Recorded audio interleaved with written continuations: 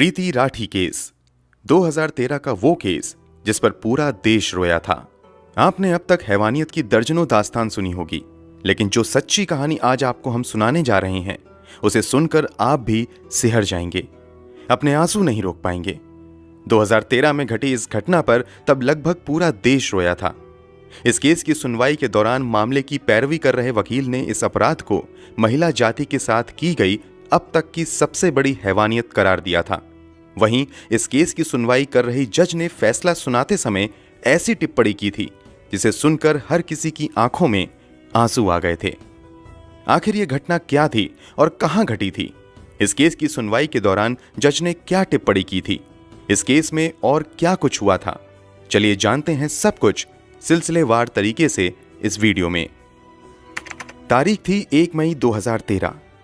वैसे तो ये तारीख अधिकतर लोगों के लिए आम दिनों की ही तरह थी, मगर दिल्ली के नरेला में रहने वाली प्रीति राठी के लिए ये दिन बेहद खास था। आज पहली बार प्रीति दिल्ली के बाहर जा रही थी। पहली बार घर छोड़कर बाहर जाने की वजह से मन में थोड़ी घबराहट भी थी, लेकिन खुशी भी थी, क्योंकि प्रीति ने वो कारनामा किया था जिस पर उसके पूरे परिवार को नाज था। दरअसल 23 साल की प्रीति राठी ने दिल्ली से ही नर्सिंग की पढ़ाई की थी। पढ़ाई पूरी करने के बाद वो मिलिट्री हॉस्पिटल में नर्स बनना चाहती थी। इसके लिए उसने तैयारी भी शुरू कर दी थी। इसी दौरान इंडियन नेवी में नर्स की वैकेंसी निकली। प्रीति राठी ने भी इस जॉब के लिए अप्लाई किया और एग्जाम में शामिल हुई और सफल भी हुई। प्रीति नेवी में बतौर नर्सिंग ऑफिसर सिलेक्ट कर ली गई। अब सभी कागजी कार्रवाई पूरी हो चुकी थी और अब प्रीति को मुंबई के कोलाबा में स्थित नौसेना ऑफिस में रिपोर्ट करना था और उसे INS मुंबई में बतौर सेकंड लेफ्टिनेंट ड्यूटी ज्वाइन करनी थी। इसी वजह से प्रीति मुंबई जा रही थी। चूंकि परिवार की बेटी पहली बार दिल्ली से बाहर जा रही थी, इसलिए प्रीति को मुंबई तक छोड़ने पिता अमर सिंह राठी, चाचा विनोद कुमार दहिया और चाची सुनीता दहिया भी साथ में जा रहे थे। इन सभी को गरीब रथ एक्सप्रेस से मुंबई के बांद्रा स्टेशन पर पहुंचना था। तय समय पर 1 मई 2013 को ट्रेन दिल्ली के निजामुद्दीन स्टेशन पर आकर रुक जाती है। ट्रेन रुकते ही प्रीति अपने परिवार वालों के साथ जल्दी से ट्रेन में सवार हो जाती हैं और सभी अपनी अपनी सीट पर बैठ जाते हैं और ट्रेन अपनी मंजिल की तरफ बढ़ चलती है। इस ट्रेन में काफी भीड़ भाड़ थी। सीट पर जितने लोग थे वो तो थे ही, इसके अलावा काफी लोग खड़े भी थे, इसलिए बोगी के अंदर गहमा गहमी कुछ ज्यादा ही थी। ट्रेन के अंदर भीड़ के बीच एक युवक ऐसा भी था जिसने अपना चेहरा गमछे से छुपाया हुआ था और कैप पहना हुआ था। वो किसी से बातें नहीं कर रहा था, लेकिन कभी उठकर बाथरूम की तरफ जाता था तो कभी वापस आकर सीट पर बैठ जाता था और वो अक्सर प्रीति को झांकने की कोशिश करता था। ये बात प्रीति के परिवार वालों ने भी नोटिस की थी और वो कुछ ज्यादा ही सतर्क हो गए थे। खैर, भीड़ भाड़ और गहमा गहमी के बीच सभी लोग लगभग सो गए। रात यूं ही गुजर जाती है। सुबह होते ही सभी लोग उठ जाते हैं और इधर ट्रेन भी अपनी मंजिल की तरफ तेजी से बढ़ते हुए मुंबई पहुंच जाती है। अब तारीख बदलकर 2 मई 2013 हो चुकी थी। प्रीति और उसके परिवार वालों को बांद्रा टर्मिनल पर उतरना था। सुबह के 8:05 पर ट्रेन बांद्रा स्टेशन पहुंच जाती है और प्रीति, उसके पिता, चाचा और चाची सभी ट्रेन से उतर जाते हैं। यहां से अब सभी अपनी अगली मंजिल की तरफ बढ़ना शुरू कर देते हैं। ट्रेन से उतरने के बाद प्रीति थोड़ी थकी हुई महसूस कर रही थी, इसलिए वो थोड़ा धीरे धीरे चल रही थी, जबकि प्रीति के पिता और उसके चाचा चाची प्रीति से कुछ कदम आगे चल रहे थे। जब प्रीति ने देखा कि वो चलने में अपने पिता और चाचा चाची से काफी पीछे हो गई है, तो वो भी अपने कदम को तेजी से बढ़ाना शुरू कर देती है ताकि वो उन लोगों के पास पहुंच सके। अभी प्रीति ने अपने कदम तेजी से बढ़ाने शुरू ही किए थे कि अचानक प्रीति महसूस करती है कि किसी ने उसके कंधे पर पीछे से छुआ है। प्रीति के कदम अचानक रुकते हैं और वो पीछे मुड़कर देखती है कि किसने उसे छुआ है। प्रीति जैसे ही अपना चेहरा पीछे करती है, उसे वही लड़का दिखता है जो अपने चेहरे को गमछे से छिपाकर उसकी बोगी में ही बैठा हुआ था और लगातार उसे देखने की कोशिश कर रहा था। उसे देखने के बाद प्रीति कुछ समझ पाती उससे पहले ही वो नकाबपोश लड़का एक डब्बा निकालता है और अगले ही पल उस डब्बे में से कुछ प्रीति के चेहरे की तरफ फेंकता है। जैसे ही वो फेंकी गई चीज प्रीति के चेहरे पर पड़ती है, अचानक प्रीति दहाड़े मारकर चिल्लाना शुरू कर देती है। प्रीति की आवाज सुनकर उसके पिता और चाचा चाची दौड़कर उसके पास आते हैं। दूसरे पैसेंजर भी प्रीति के आसपास जमा हो जाते हैं। प्रीति की हालत देखकर लोगों को समझ आ जाता है कि दरअसल किसी ने उसके चेहरे पर फेंक दिया है। प्रीति के पिता और चाचा चाची जैसे ही प्रीति को संभालने की कोशिश करते हैं, एसिड के कुछ छींटे प्रीति के कपड़ों से उनके हाथों पर भी लगते हैं और उन लोगों के भी हाथों में जलन शुरू हो जाती है। फिर भी वो सभी अपने दर्द को भुलाकर प्रीति को संभालने में लग जाते हैं। प्रीति के पिता और चाचा तुरंत उसे उठाते हैं और स्टेशन मास्टर के ऑफिस में लेकर चले जाते हैं। क्योंकि प्रीति काफी तकलीफ में थी और जख्म काफी गहरा लग रहा था, इसलिए रेलवे अधिकारी तुरंत प्रीति को दूसरे अस्पताल भेजने की तैयारी शुरू कर देते हैं। स्टेशन से सभी घायलों और प्रीति को भाभा हॉस्पिटल के लिए भेज दिया जाता है, लेकिन प्रीति की हालत बहुत ज्यादा गंभीर थी, इसलिए उसे भाभा हॉस्पिटल की बजाय पास के ही गुरु नानक हॉस्पिटल में भर्ती करवाया जाता है। उधर वो नकाबपोश लड़का प्रीति पर एसिड फेंकने के बाद भागने लगता है। तभी प्रीति की चीख सुनकर ठीक प्रीति के नजदीक खड़े समीर शेख नाम का एक युवक तुरंत उस डब्बे को उठाकर समझने की कोशिश करता है कि अचानक से हुआ क्या है। तभी डिब्बे से एसिड समीर के हाथों पर भी गिरता है। वो तुरंत डब्बा नीचे फेंकता है और समझ जाता है कि इस लड़की पर एसिड अटैक हुआ है और वो तेजी से उस नकाबपोश व्यक्ति के पीछे भागना शुरू कर देता है। साथ ही चिल्लाता है, सलीम, सलमान, उसे पकड़ो, पकड़ो। दरअसल सलीम और सलमान भी समीर के साथी थे, इसलिए समीर को जब ये एहसास होता है कि लड़की पर एसिड अटैक हुआ है तो वो नकाबपोश के पीछे भागना शुरू कर देता है। साथ ही अपने दोनों जानने वालों को भी उस नकाबपोश लड़के को पकड़ने के लिए कहता है। वो लोग भी उस नकाबपोश का पीछा करने लगते हैं, लेकिन कुछ ही पलों में वो नकाबपोश उन सभी को चकमा देकर भाग जाने में कामयाब हो जाता है। समीर शेख, सलीम और सलमान, ये तीनों नाम याद रखिएगा, क्योंकि इस केस में इन तीनों ने आगे महत्वपूर्ण भूमिका निभाई थी। प्रीति को गुरु नानक हॉस्पिटल में एडमिट करवा दिया जाता है, जहां उसका ट्रीटमेंट शुरू हो जाता है, जबकि प्रीति के पिता, चाचा, चाची और समीर शेख को भी भाभा हॉस्पिटल ले जाया जाता है। इधर पुलिस मौके पर पहुंचकर स्पॉट पंचनामा बनाना शुरू कर देती है। समीर के जख्म ज्यादा गहरे नहीं थे, इसलिए उसे हॉस्पिटल से कुछ ही देर बाद छुट्टी मिल जाती है और उसे पुलिस वापस घटना स्थल पर लेकर आती है और उसके बयान के आधार पर पंचनामा दर्ज करना शुरू कर देती है। इसके अलावा पुलिस वहां से सबूत भी इकट्ठे करती है। चूंकि प्रीति को भाभा हॉस्पिटल ले जाने के लिए कहा गया था, लेकिन उसकी हालत ज्यादा गंभीर थी, इसलिए जल्दबाजी में गुरु नानक हॉस्पिटल ले जाया गया था। लेकिन समस्या ये थी कि गुरु नानक हॉस्पिटल में बर्न यूनिट नहीं था और वहां कई अन्य सुविधाओं की भी कमी थी। इसलिए कुछ देर के बाद प्रीति को गुरु नानक हॉस्पिटल से मसीना हॉस्पिटल रेफर कर दिया जाता है। मसीना हॉस्पिटल पहुंचते ही प्रीति का इलाज शुरू होता है। इधर पुलिस भी प्रीति का बयान दर्ज करने के लिए मसीना हॉस्पिटल पहुंचती है, लेकिन जख्म इतना गहरा हुआ था कि प्रीति की आवाज जा चुकी थी। प्रीति का चेहरा बुरी तरीके से जल चुका था, साथ ही उसके गर्दन पर भी गंभीर घाव हुए थे। इस कारण प्रीति का बयान दर्ज नहीं किया जा सका। प्रीति के शरीर पर जरूर गहरे जख्म हुए थे, मगर प्रीति का हौसला अभी टूटा नहीं था और वो पूरे जज्बे और हिम्मत से लड़ रही थी। अब प्रीति चाहकर भी कुछ नहीं बोल पा रही थी, तो उसने हाथों से लिखने का इशारा किया। इसके बाद प्रीति को पेन और पेपर दिया गया। प्रीति लिखकर डॉक्टर और अपने माता पिता से बात करने लगी।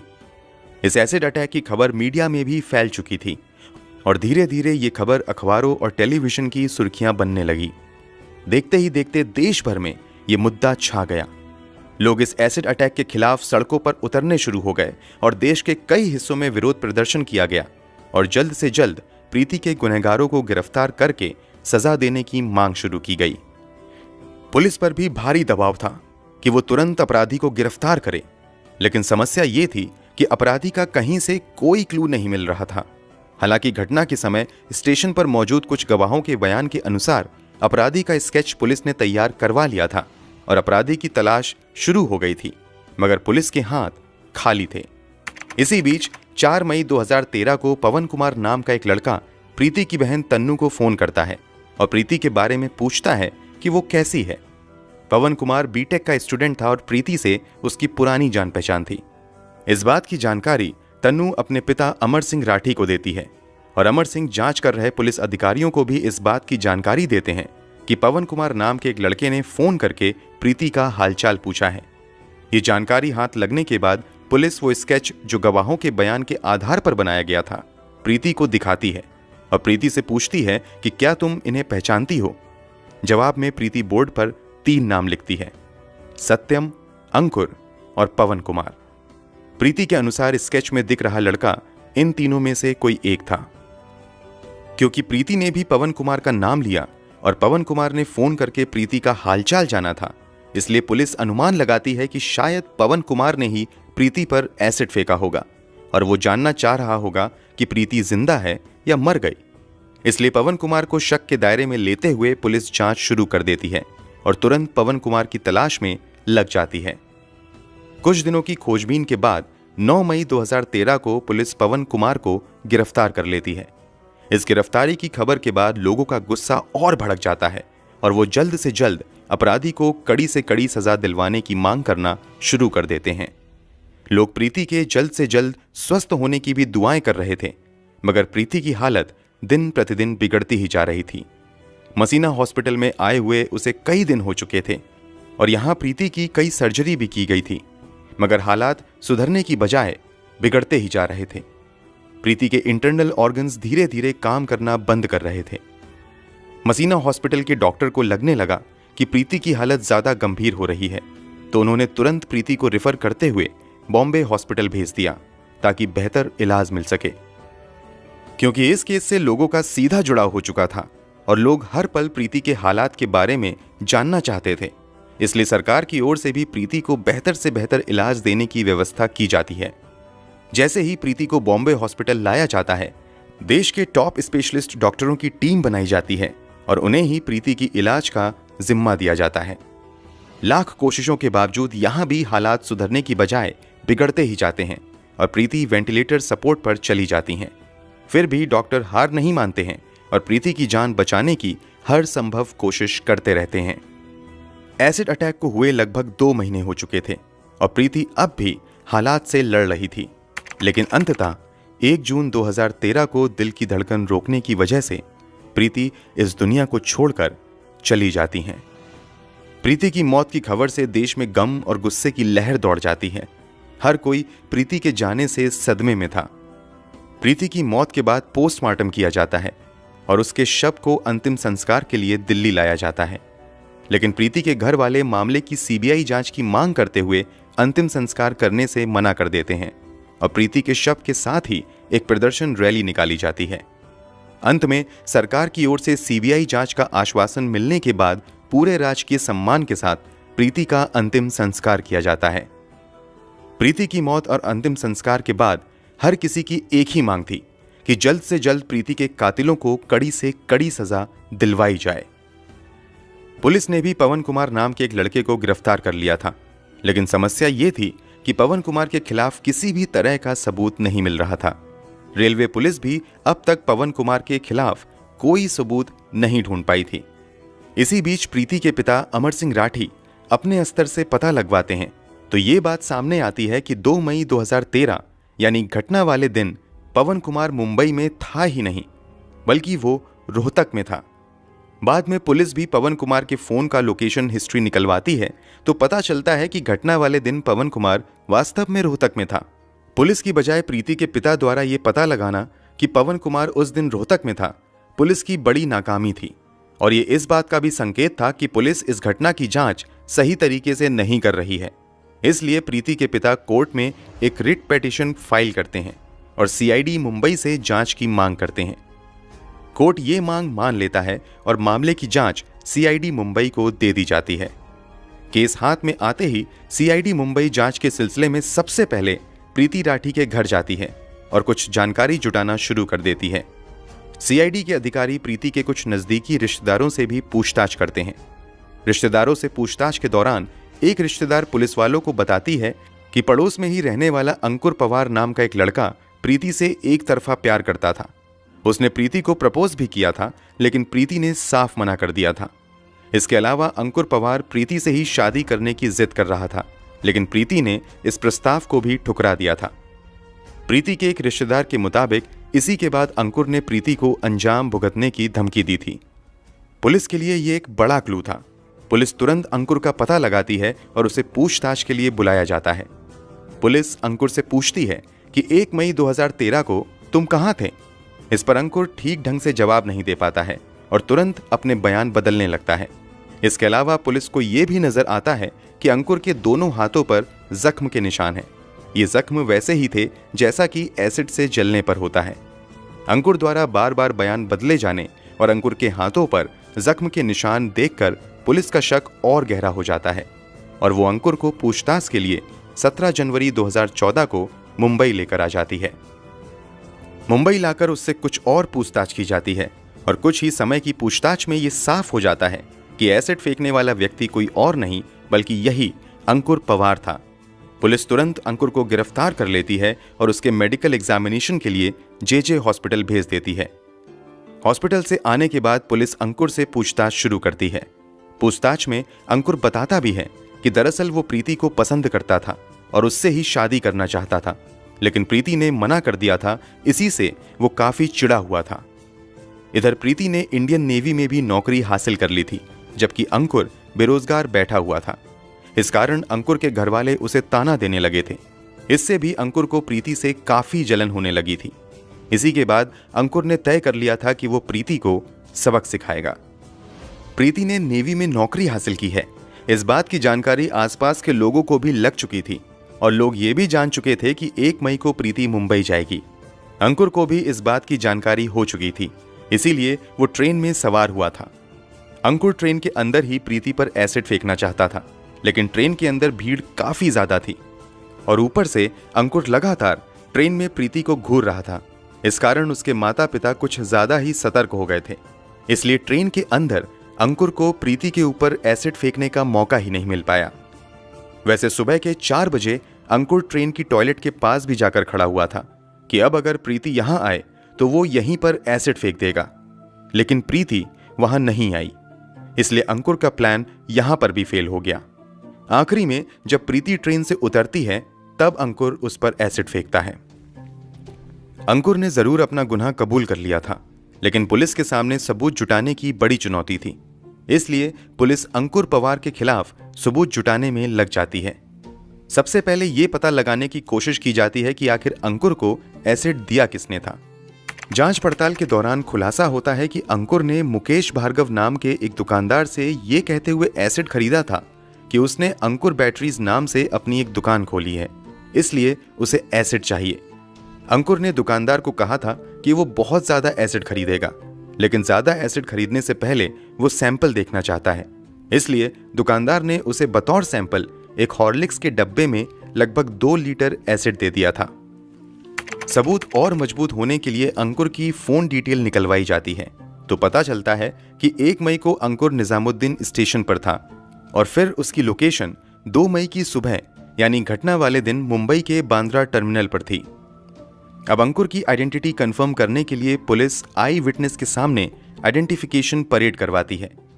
आइडेंटिफिकेशन परेड के दौरान एक साथ कई लोगों को खड़ा किया जाता है, उसमें अंकुर भी शामिल होता है। उसके बाद उन लोगों को भी बुलाया जाता है जिन्होंने पहले गवाही दी थी कि हमने एसिड फेंकने वाले को देखा है। उन गवाहों में से समीर शेख, सलीम शेख और सलमान शेख अंकुर को देखते ही तुरंत पहचान लेते हैं और पुलिस वालों को बताते हैं कि ये वही लड़का है जो एसिड फेंकने के बाद भाग रहा था। दरअसल जब अंकुर एसिड फेंक कर जैसे ही पीछे मुड़ा था तो उसके चेहरे से वो गमछा हट गया था। चूंकि समीर शेख ने ही सबसे पहले एसिड फेंकने वाले व्यक्ति को पकड़ने की कोशिश की थी और भागने के दौरान एक बार अंकुर पीछे मुड़ा था, इसलिए समीर शेख ने उसका चेहरा भी देख लिया था। इसके अलावा सलीम और सलमान भी अंकुर का चेहरा देख चुके थे, इसलिए परेड के दौरान इन दोनों ने भी उसे पहचान लिया। परेड के दौरान समीर इस बात की भी पुष्टि करता है कि पुलिस ने जो डब्बा घटना स्थल से बरामद किया था वही डब्बा उसने अंकुर के हाथ में भी देखा था। इन तीनों के अलावा पवन मालवीय नाम का भी एक व्यक्ति अंकुर की पहचान करता है। इसके अलावा एक और व्यक्ति परेड के दौरान अंकुर की पहचान करता है और इस बात की गवाही देता है कि अंकुर उस रात ट्रेन में मौजूद था, क्योंकि लगभग 4 बजे उन्होंने अंकुर को टॉयलेट के पास खड़े देखा था। सभी पुख्ता सबूत जमा करने के बाद इस केस में अंकुर पवार को मुख्य आरोपी बनाते हुए चार्जशीट फाइल की जाती है और मामले की सुनवाई special city civil and session court greater Mumbai में शुरू होती है। ये जानकर आपका खून खौल जाएगा कि जब अंकुर को सुनवाई के लिए कोर्ट में लाया जाता है तो वो अक्सर मुस्कुराते हुए आता है। कई बार वो मुस्कुराते हुए विक्ट्री साइन दिखाता था। कोर्ट में सुनवाई के दौरान पुलिस की ओर से कुल 37 गवाह पेश किए जाते हैं। कोर्ट में भी आकर समीर, सलीम और सलमान शेख अंकुर की पहचान करते हुए गवाही देते हैं। सभी सबूतों और गवाहों को देखने के बाद आखिरकार स्पेशल कोर्ट द्वारा प्रीति राठी के अपराधी अंकुर पवार को आईपीसी की धारा 302 और धारा 326 बी के तहत दोषी पाते हुए मौत की सजा सुनाई जाती है और 5,000 का जुर्माना भी लगाती है। यह भारत के इतिहास में पहली बार था जब किसी एसिड अटैकर को फांसी की सजा सुनाई गई थी। इस मामले में पैरवी कर रहे स्पेशल पब्लिक प्रोसिक्यूटर AM चिमलकर ने अंकुर की इस दरिंदगी को किसी भी महिला के खिलाफ की गई अब तक की सबसे बड़ी हैवानियत करार दिया था। वहीं इसी मामले की सुनवाई कर रहे जज ने फैसला सुनाते हुए टिप्पणी की थी कि इस एसिड अटैक की वजह से प्रीति का चेहरा इतनी बुरी तरीके से जल चुका था और इतना भयावह हो चुका था कि अगर प्रीति ने अपना चेहरा देख लिया होता तो शायद वो उसी दिन मर जाती। ये टिप्पणी अंकुर की दरिंदगी को बताने के लिए काफी है। अंकुर पवार कितना बड़ा शैतान और पत्थर दिल इंसान था, इसका अंदाजा आप इस बात से भी लगा सकते हैं कि जब जज ने उसे फांसी की सजा सुनाई तो उसके चेहरे पर जरा भी डर का भाव नहीं था। उसने प्रीति के साथ जो कुछ भी किया उसे इसका भी अफसोस नहीं था। वो कोर्ट में बड़ी बेशर्मी से मुस्कुरा रहा था। उसकी ये क्रूर हंसी प्रीति के परिवार वालों के जख्म पर नमक जैसी थी। मुंबई सेशन कोर्ट से भले ही अंकुर को फांसी की सजा मिल गई, मगर अंकुर ने बॉम्बे हाई कोर्ट में इस फैसले के खिलाफ अपील कर दी। हाई कोर्ट में इस मामले की सुनवाई जस्टिस VP धर्माधिकारी और जस्टिस PD नायक कर रहे थे। इस मामले की लंबी सुनवाई के बाद जून 2019 में बॉम्बे हाई कोर्ट ने सेशन कोर्ट के फांसी के फैसले को उम्र कैद में बदल दिया। वैसे जिस दर्द से प्रीति गुजरी थी और जिस दर्द से प्रीति के माता पिता को गुजरना पड़ा, उस दर्द के सामने शायद उम्र कैद की सजा तो क्या, फांसी की सजा भी कम ही होती। दोस्तों, इस वीडियो के बारे में आपकी क्या राय है? कमेंट बॉक्स में जरूर बताएं। वीडियो को लाइक और शेयर जरूर करें। अगर आपने अब तक इस चैनल को सब्सक्राइब नहीं किया है तो जाने से पहले चैनल को सब्सक्राइब जरूर कर लें ताकि हम लगातार इस तरह की वीडियोस आपके लिए लाते रहें। धन्यवाद।